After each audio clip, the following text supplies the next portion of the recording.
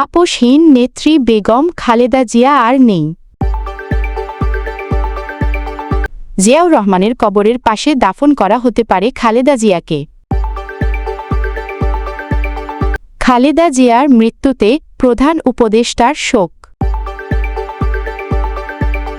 খালেদা জিয়ার মৃত্যুতে বিএনপির 7 দিনের শোক ঘোষণা।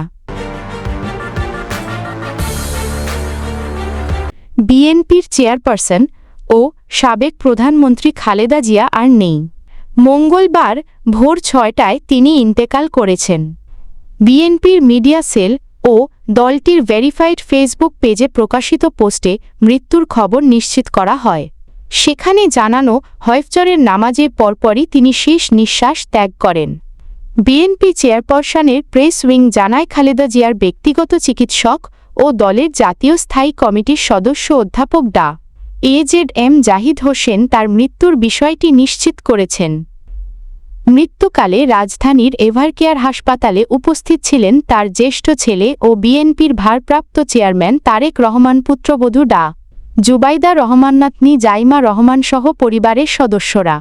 এছাড়া বিএনপির মহাসচিব মির্জা ফখরুল ইসলাম আলমগীর এবং চিকিৎসক দলের সদস্যরাও সেখানে ছিলেন। দীর্ঘদিন ধরে হৃদরোগ, ডায়াবেটিস, লিভার সিরোসিস ও কিডনিসহ নানা জটিলতায় ভুগছিলেন খালেদা জিয়া। শ্বাসকষ্ট বেড়ে গেলে গত 23শে নভেম্বর তাকে এভারকেয়ার হাসপাতালে ভর্তি করা হয়। দেশি বিদেশি বিশেষজ্ঞদের সমন্বয়ে গঠিত মেডিকেল বোর্ডের তত্ত্বাবধানে তার চিকিৎসা চলছিল। বিএনপির চেয়ারপারসন ও সাবেক প্রধানমন্ত্রী খালেদা জিয়াকে রাজধানীর জিয়া উদ্যান এ তার স্বামী ও সাবেক রাষ্ট্রপতি জিয়াউর রহমান এর কবরের পাশে দাফন করা হতে পারে।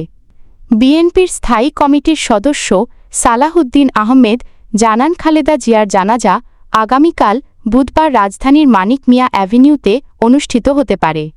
জানাজা ও দাফনের বিষয় অন্তর্বর্তী সরকারের সঙ্গে যোগাযোগ করছে বিএনপি।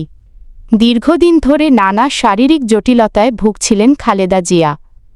গত 23শে নভেম্বর গুরুতর অসুস্থ হয়ে তাকে রাজধানীর এভারকেয়ার হাসপাতালে ভর্তি করা হয়।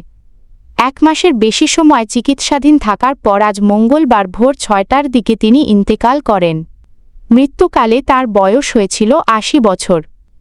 দেশনেত্রী ও আপসীন নেত্রী হিসেবে পরিচিত খালেদা জিয়ার প্রয়াণে দেশের রাজনৈতিক অঙ্গনে গভীর শোক নেমে এসেছে। আল্লাহ তাআলা তার রুহের মাগফিরাত নসিব করুন। 3 বারের সাবেক প্রধানমন্ত্রী ও বিএনপি চেয়ারপারসন খালেদা জিয়ারও মৃত্যুতে গভীর শোক প্রকাশ করেছেন অন্তর্বর্তী সরকারের প্রধান উপদেষ্টা অধ্যাপক মুহাম্মদ ইউনূস। মঙ্গলবার এক শোকবার্তায় অধ্যাপক ইউনূস বলেন, খালেদা জিয়ার ইন্তেকালে জাতি একজন মহান অভিভাবককে হারাল। তিনি শুধু একটি রাজনৈতিক দলের নেত্রী ছিলেন না, বরং বাংলাদেশের ইতিহাসের এক গুরুত্বপূর্ণ অধ্যায়। প্রধান উপদেষ্টা বলেন, গণতন্ত্র, বহুদলীয় রাজনৈতিক সংস্কৃতি এবং জনগণের অধিকার প্রতিষ্ঠার সংগ্রামে খালেদা জিয়ার ভূমিকা চিরস্মরণীয় হয়ে থাকবে। তার আপোষহীন নেতৃত্ব গণতন্ত্রহীন অবস্থা থেকে জাতিকে বারবার মুক্তির অনুপ্রেরণা দিয়েছে।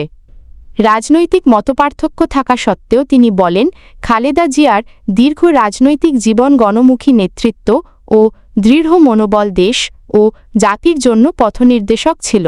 তার মৃত্যুতে বাংলাদেশ একজন অভিজ্ঞ ও পরীক্ষিত রাষ্ট্রনায়ককে হারাল। অধ্যাপক ইউনূস স্মরণ করেন, খালেদা জিয়া ছিলেন বাংলাদেশের প্রথম নারী প্রধানমন্ত্রী এবং স্বৈরশাসনের বিরুদ্ধে গণতন্ত্র পুনরুদ্ধারের আন্দোলনের অন্যতম প্রধান নেতৃত্ব। তিনি বলেন, এরশাদ বিরোধী আন্দোলনে তার বলিষ্ঠ ভূমিকা দেশের রাজনৈতিক ইতিহাসে এক মাইল ফলক।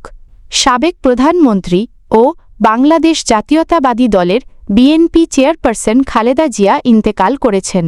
মঙ্গলবার ভোর 6টায় রাজধানীর এভারকেয়ার হাসপাতালে চিকিৎসাধীন অবস্থায় তিনি শেষ নিঃশ্বাস ত্যাগ করেন।